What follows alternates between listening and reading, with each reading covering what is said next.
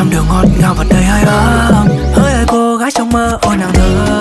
Em xinh, em xinh, em xinh đẹp và lung linh, vô tư ngân nga múa ca dưới anh bình minh.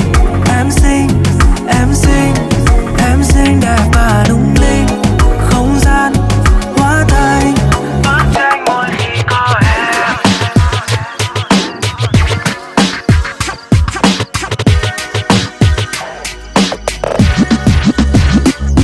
Em xinh, em xinh đẹp và lung linh, múa ca dưới anh bình minh, không gian hóa thành bức tranh mỗi khi có em.